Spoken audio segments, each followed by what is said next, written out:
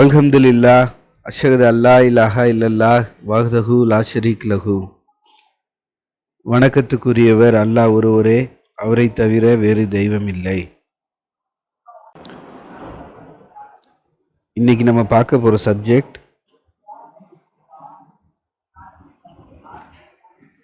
நம்மளோட காரியங்கள்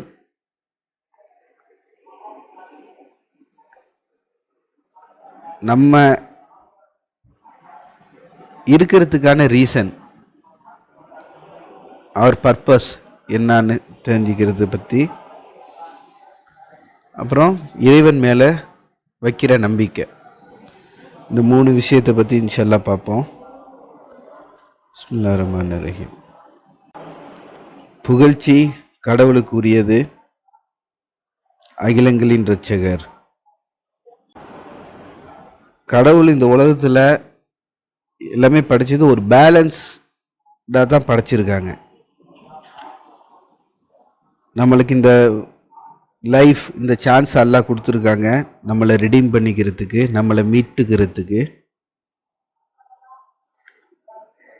நம்மளுக்கு முக்கியமாக மனிதர்களுக்கு அந்த ஃப்ரீடம் ஆஃப் சாய்ஸ், தேர்ந்தெடுக்கிற சுதந்திரம் அப்படிங்கிறது இது ஒரு வகையில் நம்ம பார்க்கும்போது சரியானதுங்கிற மாதிரி தோணும். நம்மளே எது சரிங்கிறது தேர்ந்தெடுத்துக்கிட்டு போயிடலாம் அப்படிங்கிற மாதிரி. ஆனால் அதுதான் நம்ம அறிவில்லாதவர்களாக இருந்த காரணத்தினால தான் அதை நம்ம சூஸ் பண்ணோம் அப்படின்னு நம்ம குரான் நம்மளுக்கு சொல்லுது. மற்றது அல்லாவோட படைப்பு, மற்ற எல்லா படைப்பும் அந்த தேர்ந்தெடுக்கும் சுதந்திரம் அதுக்கு முன்னாடி கொடுக்கப்படும் போது அது வேணான்னு சொல்லிட்டு அல்லா மேலே உள்ள பயத்தில் வேணாம் அப்படின்னு சொல்லிடுச்சு. தப்பு பண்ணிட்டா என்ன பண்ணுறது அப்படிங்கிற மாதிரி. நம்ம மனிதர்கள் தான் அறிவில்லாமல் நம்ம அந்த தேர்ந்தெடுக்கும் சுதந்திரத்தை எடுத்துக்கிட்டோம். சரி, நம்ம எடுத்துட்டோம், நம்மளுக்கு ஒரு சான்ஸ்னு அல்லாஹ் இந்த பூமியை படைச்சி நம்மளுக்கு ஒரு சான்ஸ்னு அனுப்பிச்சிட்டாங்க. சரி, அட்லீஸ்ட் இனிமேலாவது நம்ம என்ன பண்ணலாம், நம்மளால் என்னென்னலாம் பண்ண முடியும், எப்படி நம்ம அல்லாஹ்கிட்ட மீண்டு போகிறதுக்கான வழி என்னன்னா, இப்போ நம்ம பூமியிலன்னு பார்த்தாக்கா நம்ம இருக்கோம். எத்தனையோ இது நம்ம உயிர் இல்லாததுன்னு நினச்சிட்டு இருக்கோம். இந்த ஒரு கல்லுலேருந்து, மண்ணுலேருந்து, ஒரு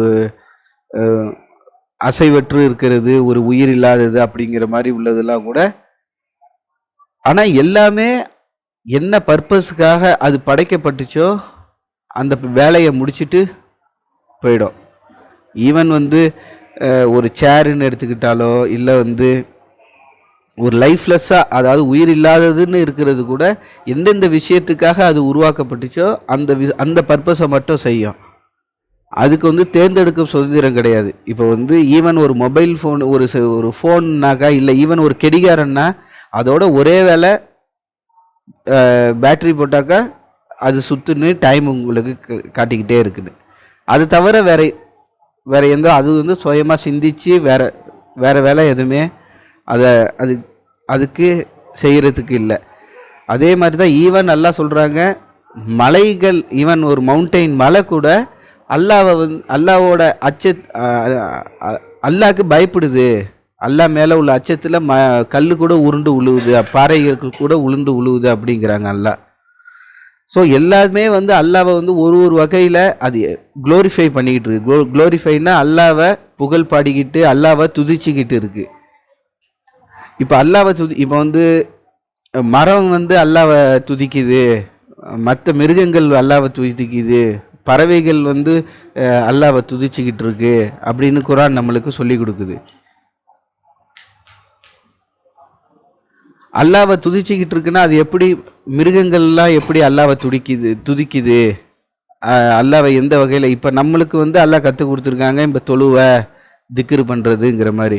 அதெல்லாம் எந்தெந்த வகையில் துதிக்குது அப்படின்னு சொல்லிட்டு பார்க்கும்போது, என்னோட வியூவில் நான் சொல்கிறேன், என்னோட வியூவில் நான் பார்க்கும்போது என்னென்னா, ஒரு விஷயமும் எந்த பர்பஸ்க்காக படைக்கப்பட்டுச்சோ அந்த கடமையை செய்கிறது அல்லாவை க்ளோரிஃபை பண்ணுறது தான்.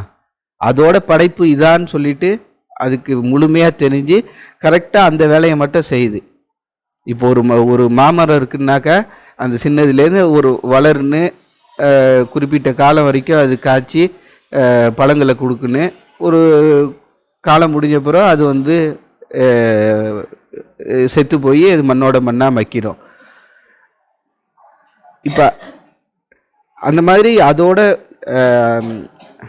அதோட எக்ஸிஸ்டன்ஸ் அது உருவாக்கப்பட்டது, அதோட இது என்ன பர்பஸுக்காக வந்துச்சு அப்படிங்கிறத, அதே மாதிரி அது வேலையை கரெக்டாக செய்கிறது. எந்த ஒரு சுயமாக சிந்திக்கிறது, ஒரு ஈகோவில் வந்து அதை ரெசிஸ்ட் பண்ணுறது, அல்லாஹ் கொடுக்கறது வந்து வேணான்னு தடுக்கிறது, அந்த மாதிரி எதுவும் கிடையாது. தண்ணி ஊற்றுனாக்கா கொஞ்சம் நல்லா வளரும், தண்ணி இல்லையா கொஞ்சம் சோர்ந்து போயிருக்கும், மழை பெய்யுதா வெயில் அடிக்குதா, ஈவன் வந்து தண்ணி நிறையா போய் அது வந்து அதுக்கு பாதகமாகி மரம் வீணாக போய் மரம் மட்டு போயிடுதா, எதை பற்றியும் இது இல்லை. அதோட எக்ஸிஸ்டன்ஸ் எதுக்காக வந்துச்சோ அந்த வேலையை செய்யுது. அப்படி பார்க்கும்போது நம்மளோட எக்ஸிஸ்டன்ஸுக்கான காரணம் என்ன, நம்ம எதுக்கு வந்தோம், இப்போ வந்து ஒன்று அல்லாஹ் அதுக்கு கொடுத்த கடமையை செஞ்சுட்டு போகுது.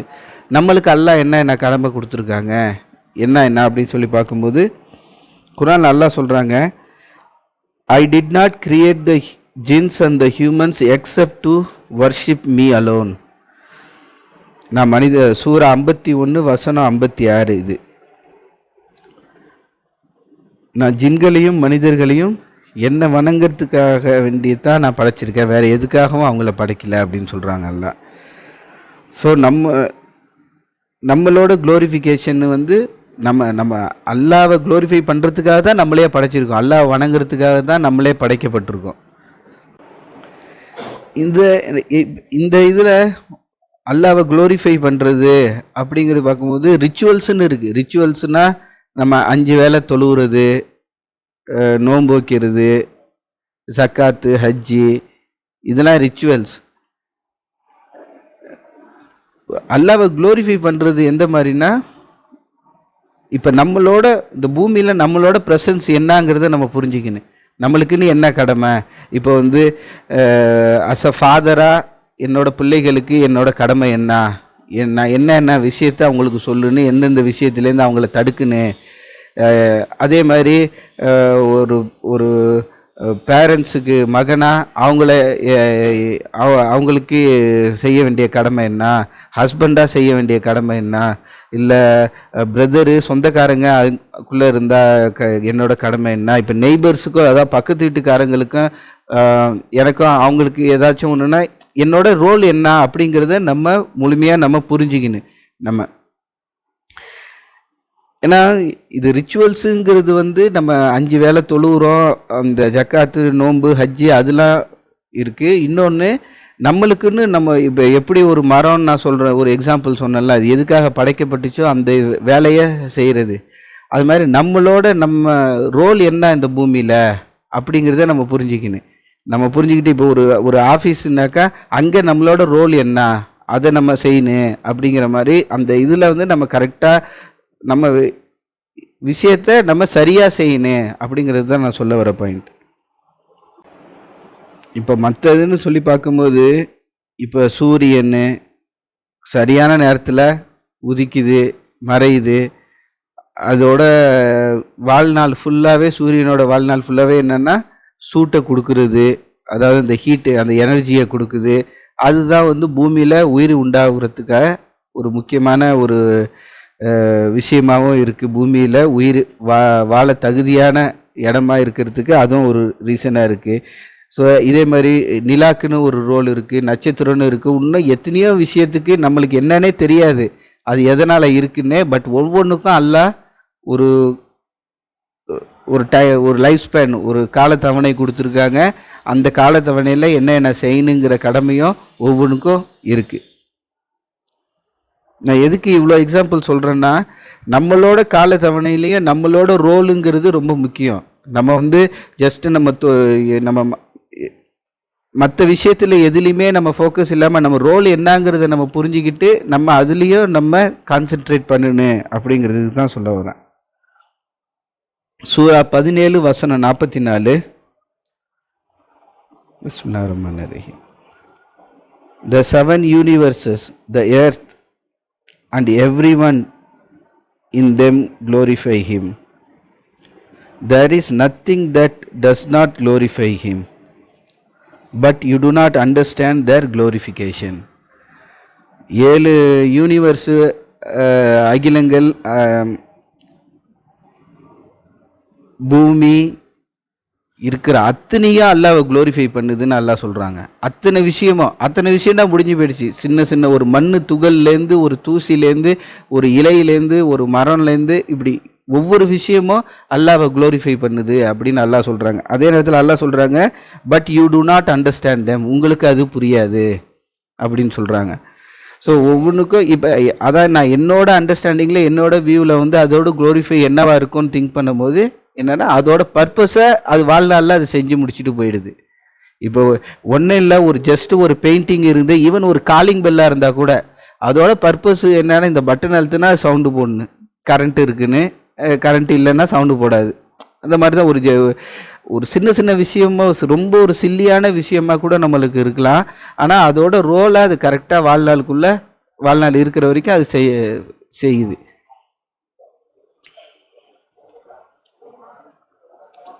என்னோட அண்டர்ஸ்டாண்டிங்கில் இது அந்த பொருளோட குளோரிஃபிகேஷன் வழி அப்படின்னு தான் என்னோட அண்டர்ஸ்டாண்டிங்கில் நான் பார்க்குறேன். ஒரு விஷயத்துக்கும் ஒரு குளோரிஃபிகேஷன் எல்லாம் சொல்கிறாங்கல்ல, எல்லாமே குளோரிஃபை பண்ணுது, அது உங்களுக்கு புரியாது அப்படின்னு சொல்லிட்டு, மேபி ஒவ்வொன்றும் அந்தந்த ஒரு விஷயமும் அல்லாவை குளோரிஃபை பண்ணுறது, அதாவது அதோட படைக்கப்பட்ட பர்பஸ் என்னவோ அதை செய்கிறது தான் அதோட குளோரிஃபிகேஷன், அதாவது அல்லாவை புகழ்படுறது அப்படின்னு என்னோட அண்டர்ஸ்டாண்டிங். இப்போ அடுத்தது reality of the book of deeds. நம்ம செய்யக்கூடிய காரியங்கள் எல்லாம் எல்லாம் சொல்கிறாங்க ஒரு ரெக்கார்டில் பதிவேடு பண்ணிக்கிட்டே இருக்குது. அதோட ரியாலிட்டி, அதோட உண்மைத்தன்மை இல்லை, ரியாலிட்டி அது வந்து உண்மையாகவே அது எப்படி இருக்கும், எந்த மாதிரி இருக்கும் அப்படின்னு இன்ஷா அல்லாஹ் பார்ப்போம். நம்ம இந்த உலகத்தில் செய்கிற அத்தனை விஷயமும், ஈவன் நம்மளோட எண்ணங்கள், நம்மளோட ஒவ்வொரு ஆக்ஷன், ஒரு நேரத்துலேயும் ஒரு சுச்சுவேஷன்லேயும் நம்ம எடுக்கக்கூடிய டிசிஷன் என்னன்னா, ஒரு விஷயத்துலேயும் நம்ம முடிவெடுக்கோம்ல, அது இப்படி எல்லாமே நம்மளுக்கு கண்ணுக்கு முன்னாடி வரும், கண்ணுக்கு முன்னாடி காட்டப்படும், எல்லாம் நம்ம கண்ணுக்கு முன்னாடி ப்ரெசன்ட் செய்யப்படும் ஜட்ஜ்மெண்ட்டுக்கு முன்னாடி மறுமையில். இது நினச்சி பார்த்தாலே ரொம்ப ஒரு நடுக்கமாக இருக்குது. அல்லாஹ்க்கு முன்னாடி நம்ம போய் நிற்க போகிறோம், நம்மளுக்கு கண்ணுக்கு முன்னாடி அத்தனை சாட்சி, அத்தனை இப்போ நம்ம தீங்கு செஞ்சவங்க, நம்ம நல்லது செஞ்சவங்க, இப்படி அத்தனை பேரும் சாட்சியாக வர போகிறாங்க. அத்தனை விஷயத்துக்கான ரெக்கார்டும் நம்ம கண்ணுக்கு முன்னாடி வரப்போகுது. ஒவ்வொரு விஷயமும் நம்மளோட தோல்லேருந்து எல்லாமே சாட்சி சொல்ல போகுது, எல்லாமே நம்மளுக்கு கண்ணுக்கு முன்னாடி சொல்ல போகுது. அப்படின்னு நினச்சி பார்த்தாலே ரொம்ப பயமாக இருக்குது. நம்ம எவ்வளோ விஷயத்தை, எவ்வளோ பேரை பற்றி நம்ம தப்பாக பேசியிருப்போம், இல்லை புறம் பேசியிருப்போம், இல்லை வந்து ஒரு ஆளை கிண்டல் பண்ணி சிரிச்சிருக்கலாம், ஒரு ஜஸ்டிஃபை பண்ண முடியாத கோபத்தை வெளிப்படுத்தியிருக்கலாம், அதாவது அநியாயமாக ஒரு நியாயத்தின்படி இல்லாமல் ஒரு அநியாயமாக ஒரு கோபத்தை வெளிப்படுத்தியிருக்கலாம். இப்படி நம்ம பண்ண தப்பு அப்படின்னு சொல்லிட்டு நம்ம நினச்சி பார்த்தாலே பயமாக இருக்குது. அத்தனை விஷயமும் திருப்பி நம்மளுக்கு கண்ணுக்கு முன்னாடி காட்டப்படுங்கும் போது நம்ம செய்கிற தப்புலாம் இப்போ ஃபார் எக்ஸாம்பிள் எப்படி சொல்லணும்னா, இப்போ ஃப்ரெண்ட்ஸு கூட உட்காந்து இப்படி பேசும்போது, இப்போ ஃபார் எக்ஸாம்பிள் கிண்டல் பண்ணி சிரிக்கிறது, இல்லை ஈவன் வந்து ஒரு கெட்ட ஜோக்கு சொல்லி சிரிக்கிறது, இப்போ அத்தா அம்மா இல்லை வந்து நம்மளை பெரிய ஆள் யாராவது வந்தாங்கன்னா யாரும் பேச மாட்டாங்க. ஆனால் அந்த நேரத்தில் என்னென்னா, அல்லாஹ்க்கு முன்னாடி அத்தனையும் போட்டு காட்டப்பட போகுது. அல்லாஹ்க்கு முன்னாடி நீ இந்த வார்த்தை, ஒரு கெட்ட வார்த்தை சொல்லி ஒரு ஆளை திட்டினிய, அதெல்லாம் வந்து அல்லாஹ்க்கு முன்னாடி உனக்கு முன்னாடி வந்து நிற்க போதுங்கும் போது நம்மளுக்கு அதே தலையை எப்படி நம்மளை கூனி குறுக செய்யும். எவ்வளோ நம்ம பண்ண தப்புலாச்சு, இவ்வளோ மோசமாவா நான் இந்த பூமியில் வாழ்ந்திருக்கேன், இவ்வளோ மோசமாவா நான் நடந்திருக்கேன் அந்த சுச்சுவேஷனில் அப்படின்னு சொல்லி நம்ம ஒவ்வொரு ஆளுக்கும் தோண போகுது. அதெல்லாம் நினச்சா ரொம்ப பயமாக இருக்குது. ஆனால் இப்போவும் ரொம்ப லேட்டு கிடையாது. அல்ஹம்துலில்லாஹ் நம்மளோட ரியலைசேஷன், அதாவது நம்மளுக்கு நம்ம பண்ணுற தப்பெல்லாம் நான் வந்து ரியலைஸ் பண்ணிக்கிறதுக்கு சான்ஸ் இருக்குது. இப்பயே நம்ம திருத்திக்கலாம். இப்போ திருத்திக்கிட்டு அட்லீஸ்ட் இனிமே வரப்போகிற நம்மளோட புக் ஆஃப் டீட்ஸில் உள்ள பக்கங்களையாவது நம்ம முடிஞ்ச வரைக்கும் நம்ம ஒரு நல்ல பக்கங்களாக நம்ம இன்ஷால்லா நம்மளால் ஆக்க முடியும் அல்லாஹ்வின் உதவி கொண்டு. அதுக்கு நம்ம இன்ஷால்லா எல்லாரும் முயற்சி பண்ணுவோம். சூரா 18 வசனம் 49. The record of their deeds will be placed open, and you will see the guilty apprehensive because what is in it. They will say, woe to us, what kind of book is this that leaves nothing small or large but has accounted for it. இந்த நம்ம பதிவேடு முன்னாடி கொண்டு வந்து வைக்கும்போது அல்லாஹ் சொல்றாங்க, you will see the guilty apprehensive because what it is in it. அந்த தப்பு செஞ்சவங்க வந்து அந்த அதில் என்ன இருக்குன்னு பார்த்து அவங்களோட நடுக்கம் எப்படி இருக்குன்னாக்கா, ஓ டு அஸ், நம்மளுக்கு நாசம்தான். இது என்ன வகையான புக்கு இது? ஒரு சின்ன விஷயத்துலேருந்து பெரிய விஷயம் வரைக்கும் எல்லாமே இதில் இருக்கே. இத்தனை விஷயத்துக்கும் நான் இத்தனை விஷயத்தையும் நம்மளை கணக்கில் கொண்டு வந்து இப்படி காட்டியிருக்கேன் அப்படின்னு தப்பு பண்ணவங்க சொல்லுவாங்க. இந்த வார்த்தை நம்ம சொல்லாமல் இருக்கிறதுக்கு அல்லாஹ் நம்மளை பாதுகாக்குன்னு, அதுக்கு நம்ம அல்லாஹ்ட்ட நம்ம துவா செய்வோம். இன்ஷா அல்லாஹ் தொடர்ந்து பார்ப்போம். தூபில் அல்லாஹ், பாவ மன்னிப்பு கேட்போம். அல்ஹம்துலில்லாஹ், அஷ்ஹது அல்லா இலாஹா இல்லல்லாஹ் வஹ்தஹு லா ஷரீக் லஹு. வணக்கத்துக்குரியவர் அல்லாஹ் ஒருவரே, அவரை தவிர வேறு தெய்வம் இல்லை. இதுலேயே கொஞ்சம் ரிலேட்டடான உள்ள இன்னொரு subject, struggles with ethical choices. ஒரு சரியான முடிவு எடுக்கிறதுல தடுமாற்றம். இது வந்து ரொம்ப நம்ம பிளெயினாக பார்க்கும்போது அதில் என்ன தடுமாற்றங்கிற மாதிரி தோணும். ஆனால் ப்ராக்டிக்கலாக அந்த விஷயத்தை ஃபேஸ் பண்ணி போகும்போது நம்மளுக்கு கன்ஃபியூஷன் வரும். இது தப்பா ரைட்டா, இல்லை வந்து ஒரு எத்திக்கலானாக்கா ஒரு சரியான முறையில் இது வந்து இருக்குமா இல்லை தப்பாக இருக்குமா. சில நேரம் வந்து இந்த தப்பு ரைட்டுங்கிறது வந்து ஈஸ்ட் வெஸ்ட் மாதிரி ஈஸியாக ஐடென்டிஃபை பண்ணுற மாதிரி இருக்காது. சில நேரம் அந்த டிஸ்டன்ஸ் வந்து ரொம்ப குறுகி ரொம்ப பக்கத்தில் இருக்கிற மாதிரி இருக்கும்போது நம்மளால் அது வந்து ஐடென்டிஃபை பண்ணுறது, அதாவது நம்ம அதை பார்த்து நம்ம புரிஞ்சிக்கிறது வந்து ரொம்ப கஷ்டமாக இருக்கும். ஃபார் எக்ஸாம்பிள், ஒரு ஆஃபீஸு வேலை அந்த மாதிரி இருக்குது. அங்கே ஒரு அன்எத்திக்கலாக ஒரு தப்பான அது வந்து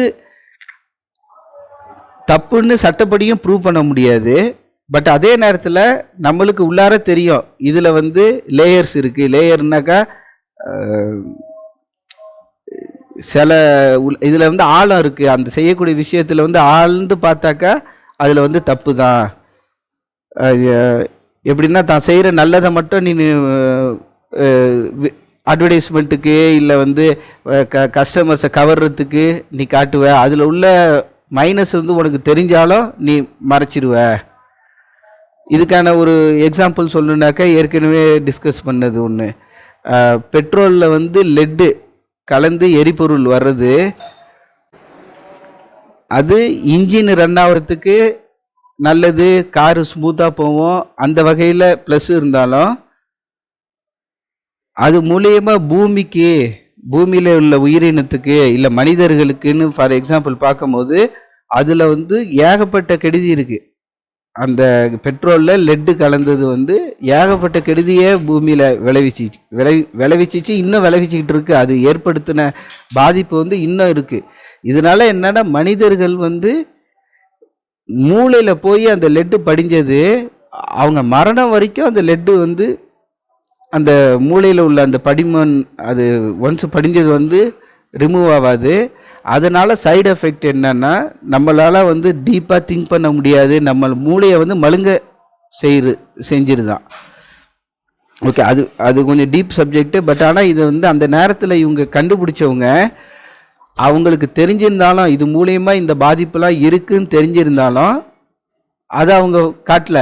உங்கள் காரு ஸ்மூத்தாக போகும், உங்களுக்கு வந்து நல்ல மைலேஜ் கிடைக்கும், உங்கள் இன்ஜின் நல்லா இருக்கும், நீங்கள் இவ்வளோ சேவ் பண்ணலாம் எரிபொருளில் அப்படிங்கிற மாதிரி விளம்பரம் பண்ணி தான் ஃபஸ்ட்டு இது உலகம் பூரா இந்த லெட்டு பெட்ரோலில் கலந்து இது எரிபொருளில் கலந்து வர்றது வந்து ஆரம்பத்தில். அது இப்போ வந்து அதுக்கான ஆல்டர்னேட்டிவ்னு பல விஷயத்தை அந்த லெட்டை கம்மி பண்ணுறதுக்கு அன்லெட்டடுன்னு நிறையா இது கொண்டு வந்துட்டாங்க. பட் ஆனால் அந்த நேரத்தில் கிட்டத்தட்ட ஒரு 50-60 வருஷத்துக்கு இந்த விஷயந்தான் நடைமுறையில் இருந்துச்சு. உலகம் பூரா இந்த விஷயம் இதை தான் யூஸ் பண்ணாங்க. இதனால் இதுதான் வந்து குளோபல் வார்மிங்க்கே ஒரு முக்கியமான ஒரு காரணமாக இருக்கும்னு கூட பார்க்குறாங்க. அதாவது பூமி வெப்பமயம் ஆகுறது. ஸோ இதெல்லாம் நான் எதுக்கு சொல்ல வரேன்னா, இது வந்து அவங்களுக்கு தெரிஞ்சிருந்தாலும் அவங்களோட லாபத்துக்காக பல பில்லியன் கணக்கில் அவங்களுக்கு லாபம் கிடைக்குதுங்கிறதுக்காக இந்த விஷயத்தை மறைச்சிட்டாங்க. ஸோ இந்த மாதிரி எத்திக்கல் சாய்ஸஸ், சரியான விஷயத்தை முடிவெடுத்து தேர்ந்தெடுக்கிறது வந்து நம்மளுக்கு அல்லாஹ் வந்து நம்மளை வந்து அதை தேர்ந்தெடுக்க சுதந்திரம்னு உள்ளது நம்மளுக்கு கொடுத்து, நம்மளுக்கு அதே நேரத்தில் அல்லாஹ் வந்து நம்மளுக்கு மூளை சரியானது எதுன்னு திங்க் பண்ணி முடிவு எடுக்கிறதுக்கும் அல்லாஹ் நம்மளுக்கு கொடுத்துருக்காங்க. நம்ம திங்க் பண்ணி முடிவு எடுத்துட்டு அதுபடி நம்ம ப்ரொசீட் பண்ணணும். இன்ஷால்லா நம்ம சரியான விஷயத்த எல்லா நேரத்திலையும் தேர்ந்தெடுக்கிறது ரொம்ப சரியான ஒரு முக்கியமான விஷயமா இருக்குது. இன்ஷால்லா நம்ம அல்டிமேட்டாக அல்லாஹ்க்கு முன்னாடி தான் போய் நின்று பதில் சொல்ல போகிறோம். அல்லாஹ் தான் நம்மளுக்கு வாழ்வாதாரத்தை கொடுக்கக்கூடியவங்களாக இருக்காங்க. நம்ம வேற யாருக்கும் கடமைப்பட்டு கிடையாது. வெளில வாழ்வாதாரத்தை கொடுக்கறது வந்து ஒரு கம்பெனியோ ஒரு வேலையோ ஒரு முதலாளியோ இப்படி எதுவுமே கிடையாது. அல்லாஹ் தான் வாழ்வாதாரத்தை நம்மளுக்கு தீர்மானிக்கிறாங்க. இது வந்து ஒரு எத்திக்கல் சாய்ஸஸ் அப்படிங்கும் போது ஒரு ப்ரொஃபஷன் அப்படிங்கிறதுல நான் சொல்கிறேன். அதாவது சரியான விஷயத்தை தேர்ந்தெடுக்கிறதுல ஒரு வேலை ஒரு உத்தியோகம் அப்படிங்கிறதுல ஒரு பிரச்சனைனாக்கா நம்ம மனசில் இருக்க வேண்டியது அல்லாஹ் தான் நம்மளுக்கு வாழ்வாதாரத்தை கொடுக்குறாங்க. இப்போ வந்து ஒரு தப்பாக இருந்தாலும் இவங்க தான் நம்மளுக்கு வாழ்வாதாரத்தை கொடுக்குறாங்க அப்படிங்கிறது நம்ம மனசில் பதிஞ்சிருச்சுனாக்கா நம்ம அந்த எத்திக்கல் சாய்ஸஸை நம்ம எடுக்க முடியாது. சரியானதை தான் நம்ம தேர்ந்தெடுக்க முடியாமல் போயிடும். அதில் நம்ம இன்ஷால்லா தெளிவாக இருக்குன்னு. அடுத்தது balancing trust in God and take action. கடவுள் மேலே உள்ள வைக்கிற நம்பிக்கை, அதே நேரத்தில் நம்மளோட முயற்சி என்னவா இருக்குன்னு. கடவுள் மேலே நம்பிக்கை வச்சுட்டு நான் எந்த முயற்சியும் பண்ணாமல் நம்ம அப்படியே நம்ம ஐடலாக இருந்தாலும் அது பெரிய தப்பு. நம்ம நிறைய இடத்துல பார்ப்போம், ட்ரஸ்ட் இன் காட்ஸ் பிளான், கடவுளோட திட்டத்தில் நீ நம்பிக்கை வை அப்படிங்கிற மாதிரிலாம் நம்ம பார்ப்போம். அப்படின்னா உண்மையிலேயே என்ன? அப்போ வந்து நம்ம எந்த முயற்சியும் பண்ணக்கூடாதா?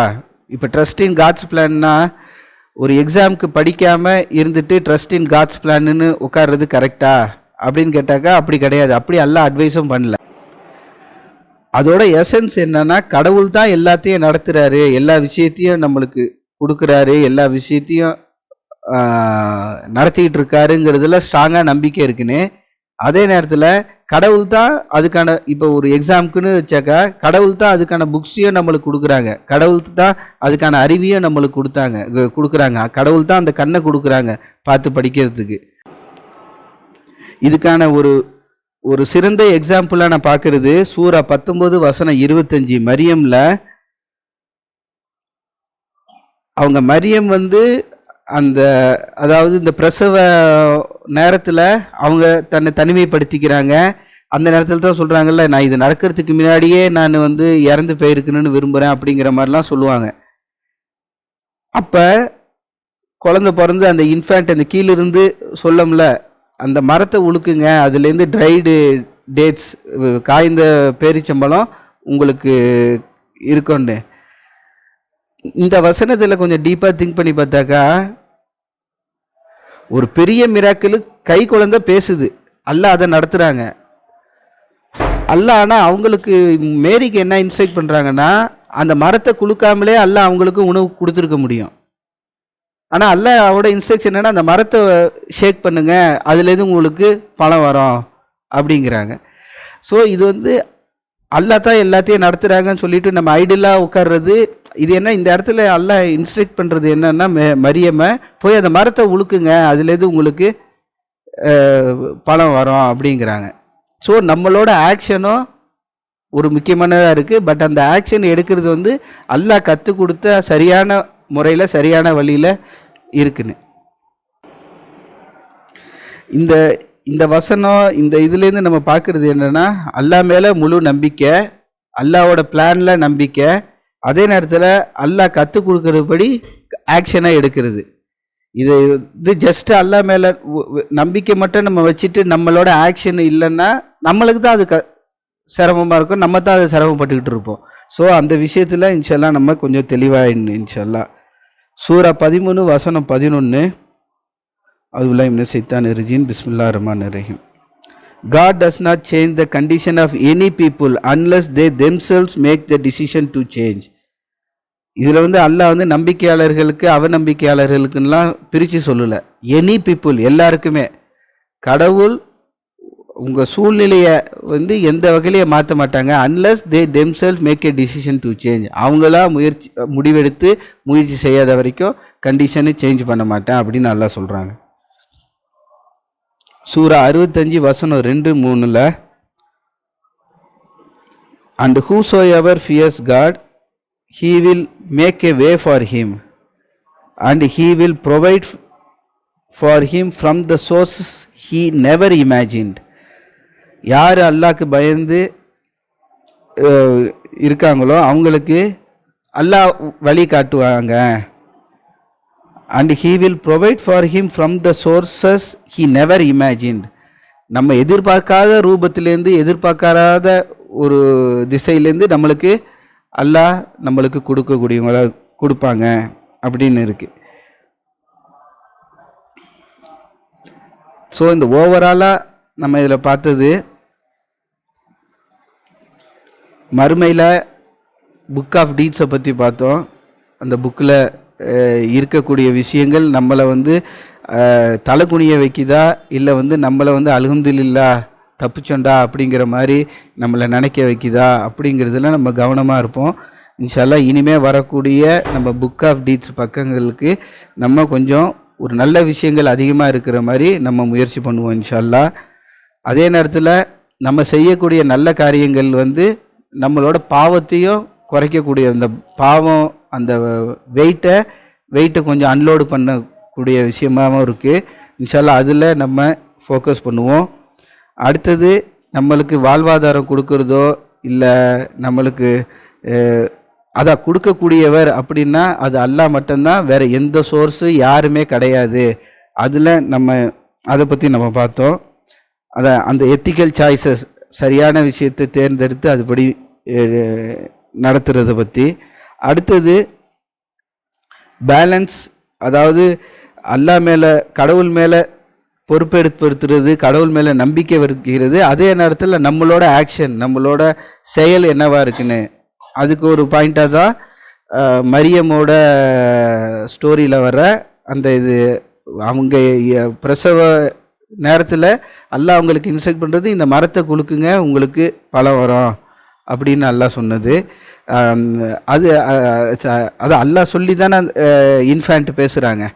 அது அடுத்தது இன்னொன்று அல்லாஹ் சூரா 13:11 சூரா 13 வசனம் 11 கடவுள் சொல்கிறது, உங்களோட சுச்சுவேஷனை